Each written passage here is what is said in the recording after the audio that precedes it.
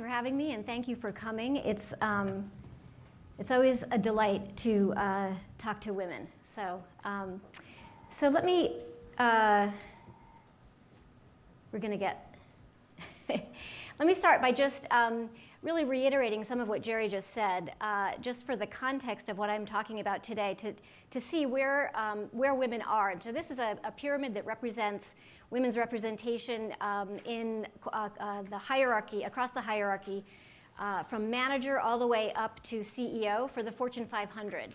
And so this is what the Fortune 500 looks like, but it's pretty much the same for just about any industry, and I think it's probably the same for the design industry. I tried to find some numbers and couldn't find any, but I talked to a few people, and it seems like this is pretty much where you are in your own industry. So about 50% of the entrants are women, and as you go up, you get fewer and fewer. So I want to talk today about why that is and why we're stalled. So the real problem here is that this picture has looked the same for about 15 years. And I think Catalyst, who puts this out, anticipates that if we go at the rate we're going, it's going to be 73 years before women will reach parity with men on corporate boards.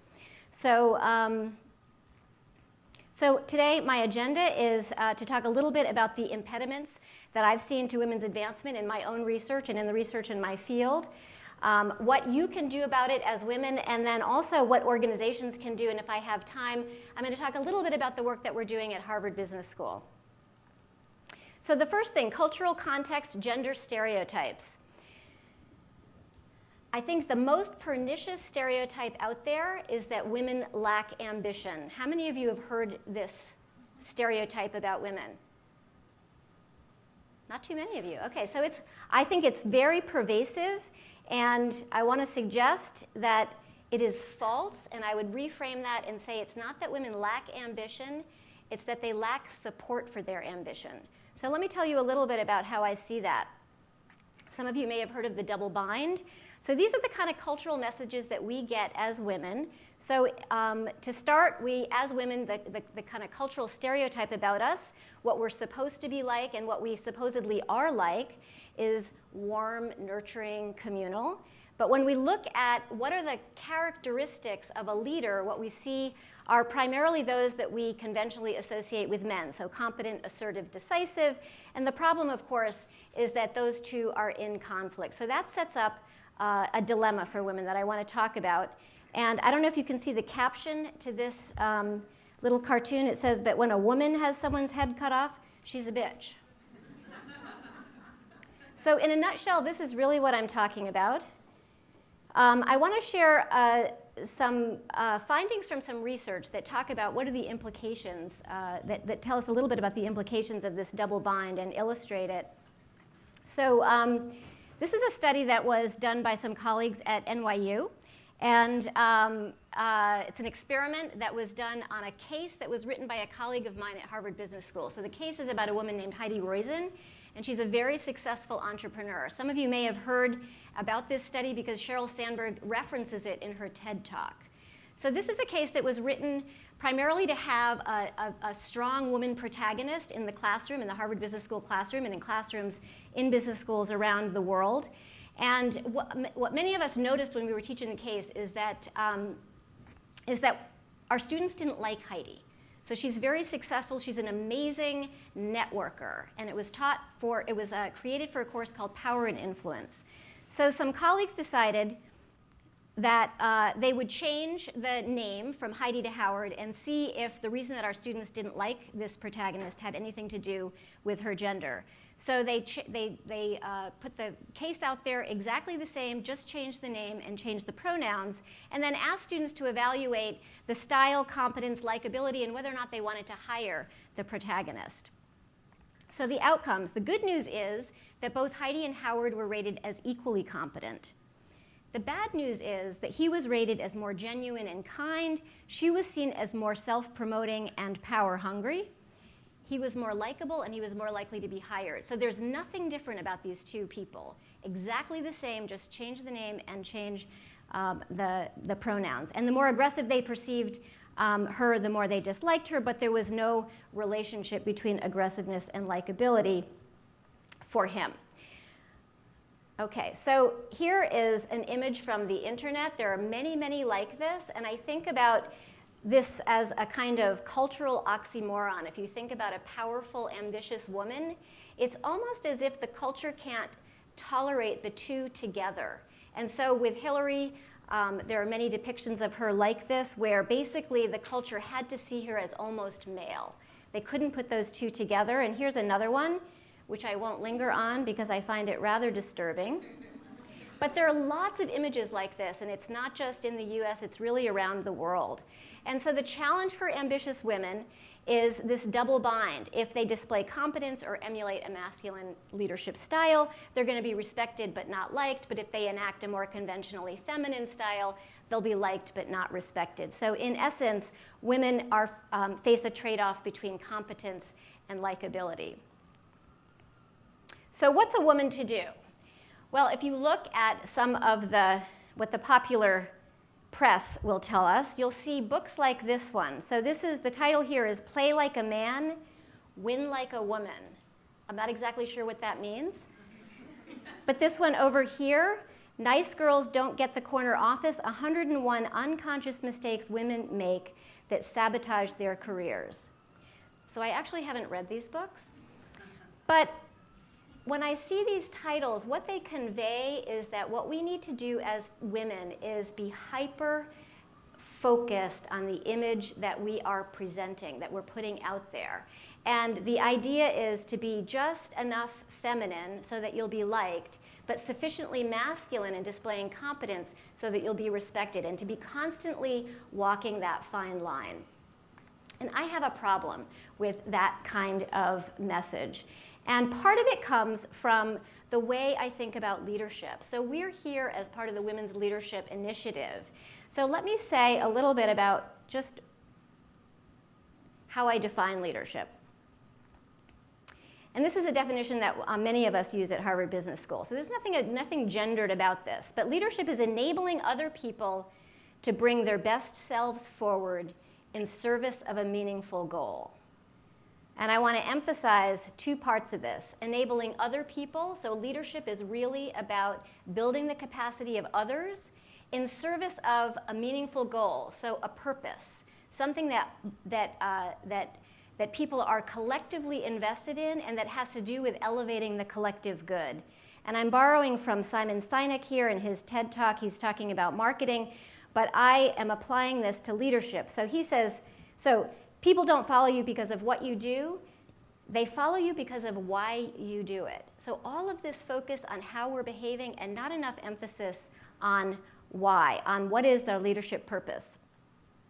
So being tough in order to gain respect or being nice in order to be liked is a problem because it's going to distract you from the central tasks of leadership. It's too self-focused. If you work really hard to get just the right balance, my fear is that you're going to wear yourself out, and you're not likely to get it right anyway. And what we know from research about leadership is that leaders who are hyper-focused on their self-image, and this has, again, nothing to do with gender, this is just about leadership, they're excessively concerned with meeting other people's expectations. They're unable to step outside their comfort zone. They get disconnected from their core values and purposes, which is primarily what leadership is about. And they're experienced by other people as inauthentic and untrustworthy. So I think that advice about being hyper-focused on exactly how you're coming across and walking that fine line is not good advice for anyone, and certainly not for women. So what's a woman to do?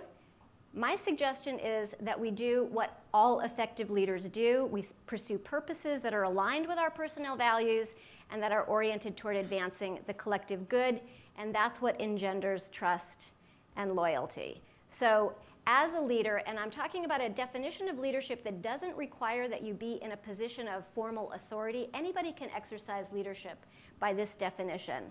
The question is, what is your leadership about? What is your mission? Why do you go to work every day? What are you passionate about? And then ask, what kind of information, support, resources, etc., do the people around me need in order to advance that purpose? And then what kind of support do we need? So it's not just about other people. If we don't fuel ourselves, if we don't get the support that we need, if we don't get the recognition and the authority and so forth, we're not going to be able to support other people, and our purpose is going to suffer as a result. So this definition of leadership, which is really oriented to others and toward a shared meaningful goal, doesn't mean that we are not part of the equation. We are very much part of the equation because we are the engine of that. So equip yourself to meet those needs. And if you want to think about a way of combining the masculine and the feminine, I have a colleague who talks about holding people to high standards with compassion. I think that's a really nice way to think about pulling those things together in a way that really serves the purpose of leadership. Okay, so that's kind of the part of my talk where I'm focusing on what's in the larger culture, on gender stereotypes and how they affect our capacity to exercise leadership. I want to talk a little bit about the organizational context and introduce a concept. So we have first-generation gender bias. We all know what that is. That's mostly illegal. So that's not so much what we're contending with in organizations today. What we're talking about today is more what we call second-generation gender bias. So this is the bias that is implicit and unintentional, but it is pernicious. And the problem is, and these second-generation gender biases come from the fact that workplaces were designed to fit men's styles and life situations. So the way that we do our work day to day, it seems gender neutral. There doesn't seem to be anything, it's not specifically about men or about women. But the problem is that because it was all constructed with men in mind, it has a differential effect on men and women, in part because men and women live their lives with different kinds of constraints outside of the organization, and we are also confronting different stereotypes. So what happens is that these implicit, unintentional sort of micro practices and things that seep into our interactions day to day, that's what's impeding our advancement and for some of us, pushing us out altogether. So let me give you a couple of examples. So these are from my and my colleagues' research. So this is a healthcare company, and these are just some quotes from women who are talking about the ways that they see these second-generation gender biases manifesting themselves in their organizations. So this woman says, I sat in a performance review and actually counted the number of times women were described as nice. That was never a point of discussion about the men being reviewed. An accounting firm. In year-end evaluation sessions, a woman was found a little bit short, and we didn't see how she was going to get there. A man was found a little bit short, but we could figure out how he was going to get there because he looked like me. So this is a man sort of in the context from a perspective of a man. He looked like me, and I knew what I looked like 5 years ago, and I knew what I needed to grow into this. A financial management firm. As soon as I started working at home 1 day a week, my performance reviews went down despite the fact that my clients were happier and I got more work done. And then finally, a consulting firm. Our job postings seek perfection. Men who don't meet all the qualifications apply anyway. Women hold back. Does any of this resonate? Okay, I'm seeing good. A lot of heads nod. So when I talk about second-generation gender bias, and I'm talking about the practices, in red I've highlighted those. So a performance review, year-end evaluation sessions, working at home, job postings. These are things that we do or that our organizations do, but they have a differential effect on women. So women are described as nice. We didn't see how she was going to make it. My reviews went down. Women are held back. Okay, so what can organizations do about this? Unfortunately, my timer here is not working, so I don't know where I am on time. You have about 5 minutes. 5 minutes, okay. So, so let's take a look at this. So before you start it, let me just introduce it. So what I'm going to do here is introduce my dean to you. And I'm going to play just a very short 2-minute clip of him, his concluding remarks at a 2-day summit that we held about a year and a half ago to celebrate the 50th anniversary of the admission of women to Harvard Business School. So he is addressing at the end of these 2 days about 800 alumni of the Harvard Business School, people who graduated over the last 50 years. So, what was the one thing that I said I would have the courage to do when I stood up? it was to speak after Sheryl Sandberg.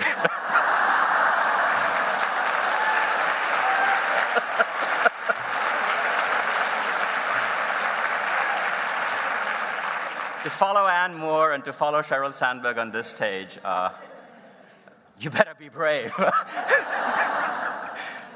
or foolish, and I'm probably both. But I just want to end by first and foremost saying thank you.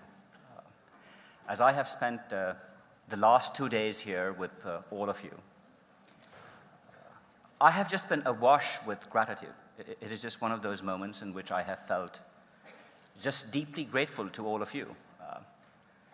The women of Harvard Business School, who are such an extraordinary part of this institution, who I know for many times and for many years have sometimes felt disenfranchised, disconnected, unwelcome at Harvard Business School.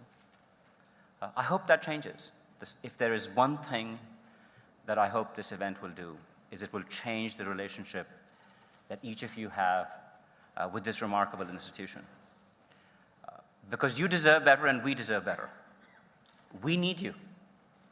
We need you to be a part of this institution, and we need you to be a part of this institution with all your heart. So I hope that if there's one thing that this event will do, it's that.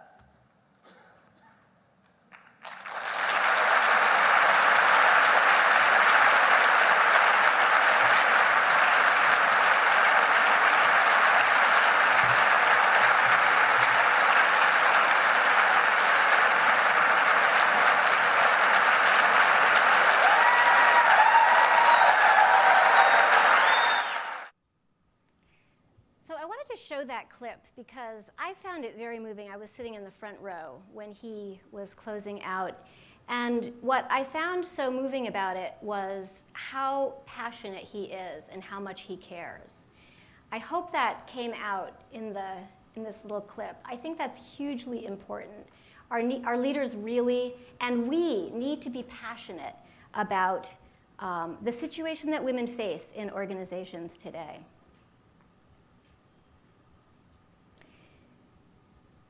So in addition to having passion and having that be part of the purpose of our leadership, advancing women requires understanding and redesigning the culture of our organizations. So I don't know if I have time to go through HBS as a case in point. How are we on time? I've got 2 minutes. Okay. So let me just say a little bit about what that dean initiated when he took over 4 years ago and asked me to lead. Something we call the Culture and Community Initiative. And the mission of that initiative is to cultivate a culture in which all members of our community can thrive and reach their full potential without compromising excellence. So the dean came to me, and he was concerned about the status of women at the school, both on the faculty and in the student body. And he wanted to do an assessment of gender at the school. And what we decided to do instead, and I think this was a really important move, is to, first of all, not call this initiative the Gender Initiative, not talk about it as diversity or diversity and inclusion, but to talk about it really as our community and our culture, and to think about and to assess what's happening more broadly in the culture. So I'm just going to go quickly through this slide, and I will end there. But we undertook this work with a person outside of our institution, which was really important. Susan Sturm, she's on the faculty at the law school at Columbia, and she is the director of the Center for Institutional and Social Change. And with her framework, we underwent a diagnosis. So we had them come in and they interviewed carefully 120 of my colleagues and asked them, what happens in your daily life? What are the norms, the practices? What happens for you daily, and how do you feel about that? What does it mean to thrive here? What are the critical junctures in your career path? And what does thriving or not thriving look like at each juncture? And what I want to point out is that so far we've said nothing about gender. So I think when we undertake these initiatives to really look at the cultures of our organizations, which is really where change needs to happen, really where that redesign needs to take place, it's looking at the culture broadly.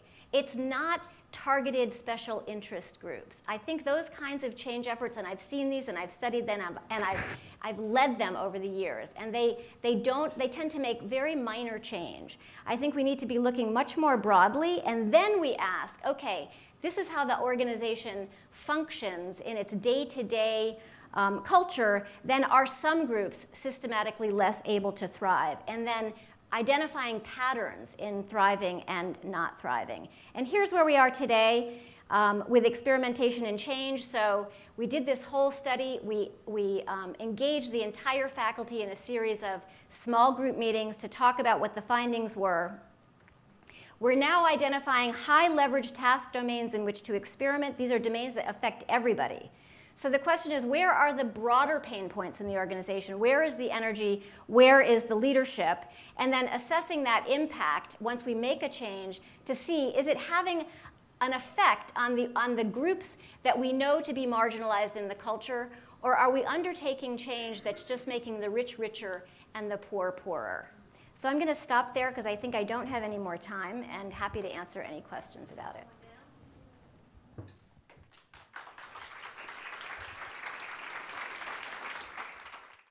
Can you give an example of how a workplace could be designed for women's style and lifestyle? So very often what we see in the workplace is a set of practices that don't recognize that women have responsibility primarily for family outside of work. And so that's really what I'm referring to there.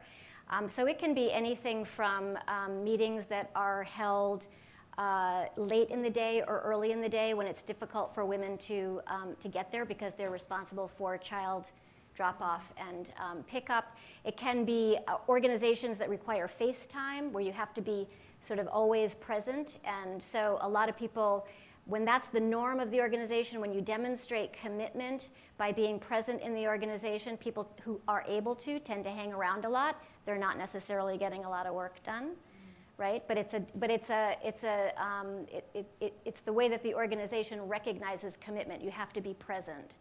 And so it's really lifting some of those requirements and taking a look at what does it really take to get the work done effectively here? And then organizing the workplace around that. And we would see some very different practices, I think, if we really looked at what are the bona fide task requirements here, and what do people really need in order to get that done. What's your experience with organizations that are catalysts for change? So let me just, I think the question is because I had said that I've seen a lot of organizations undertake change that's sort of targeted specifically to women. So it's not that that's a bad idea. I think that might be a place for a lot of organizations to start. But what I've seen is that when that's the focus, when it's a sort of gender initiative, the changes get undertaken tend to be relatively superficial, and sometimes there's backlash because it's seen as, and sometimes women themselves are upset about it because it sort of suggests, oh, there's something wrong with us, we need to be fixed, we need something special, and so that sets them apart. And that can be problematic for a lot of women. So the kinds of changes that I think are going to have more impact are the ones when you look across the whole culture. Because let's face it, our organizations are not very well designed for anybody. I mean, while I say on the one hand they are designed with men's lives in mind, that's true. But men's lives are also changing. And very often we see organizations, so for example, Harvard Business School, we don't develop our junior faculty very well. So the way that people advance is it's kind of idiosyncratic, and if you have the right relationships, then you get the right kind of development, but if you don't, then it's too bad. So there are a lot of men who are suffering as well. So if you take a look at the whole culture and say, well, what don't we like about how things are operating more broadly? And then fix it in a way that you're really mindful of how things operate for women in the organization, and make sure that those changes are actually taken up and benefit people across the board. Because even if you undertake a broad scale change, what I've seen is that very often the existing culture of the organization will co-opt the change, and the rich get richer and the poor get poorer. So those who are already making it to the top are having an even better time, and there's sort of no attention to those who are falling behind, whether they're women or other groups, other subgroups. So Robin, I'm going to ask a question. I read the Athena Doctrine. Culture is changing to some degree. People are directionally going in terms of more collaboration, communication, and sharing, which are strengths for women. Do you see culture changing so that maybe women don't have to change? No. No. Okay. I don't. Expand a little. So, it's like we see these sort of like the definition of leadership that I gave, and you can look at that and you can say, oh, it's about other people. It's, these are things that that women are really good at. So now there's not going to be this contradiction anymore between being female and being leader. We don't see that, actually. First of all, despite the stereotypes, and I think what many of us sort of believe, the empirical evidence is that women and men are not actually all that different. So it's not true that women are more collaborative. Women and men exercise leadership pretty much in the same way. If you look at studies of leadership broadly, what you find is very often, in fact, women are rated higher on many dimensions of leadership than men are, not just the ones that are sort of stereotypically feminine. So I don't see a big actual difference between men and women. And it's interesting, it reminds me of a study, many of you may know Amy Cuddy. She's a colleague of mine, so she has this wonderful TED Talk on power posing. But she has some more recent research that she is doing with some Korean colleagues. And what they found was that in Korea, actually, collaboration is more valued than it is here. And so they had a hypothesis that maybe in Korea, then men would be seen as more collaborative. And in fact, that's what they found. So it seems to be that what the culture more broadly really values is what gets associated with men. And what the culture tends not to value gets associated with women. So I don't think that, I hear that a lot, that, oh, we're getting more collaborative, it's going to be great for women. Women are not particularly more collaborative, and I do think it's about more broadly than what the culture values. So I think the question was, do I see these efforts by companies like Google to raise consciousness around implicit bias? So Google, like many companies, has done a kind of across-the-board training of their employees to show them what to introduce the idea of implicit bias and to get them to recognize the ways in which they also carry this implicit bias. And do I think there's value to that kind of work? So I do think there is value to it. As I said, I think consciousness raising is, I think, the most important sort of first step that you can take. I don't think it's enough, though. What I would hope about the consciousness raising training is that it is coupled with helping people to learn how to have the difficult conversations that they need to have when they go to raise the question about whether there was perhaps some implicit bias operating. So we can have our consciousness raised and sort of know in theory, yes, we walk around and we have these biases, and they're not just about gender, they're about race, they're about skin color, they're about nationality, all sorts of things. And they seep into our behavior at this unconscious level, so they tend to be, we tend to enact them non-verbally in ways that are, though, very, very consequential. In ways that we sort of automatically, we sort of make decisions, or we think about, what's the right way to organize something. And these, we're not thoughtful enough about it. But I think it takes a lot of courage, so you've got everybody with the consciousness raised, but then in the moment, in your day-to-day interactions, and you see something, and we never know for sure. It's always a question. Hey, is that happening because of something to do with gender or race? Or is there an implicit bias that is being enacted here? I think it's very hard to raise that in the moment, and I think it's very hard to hear it if you're the person who is being questioned. So it's great to question ourselves, but I think we have to really learn how to have those conversations with each other, or we're not going to see the organization change. Terrific. Thank you. Thank you. You're welcome.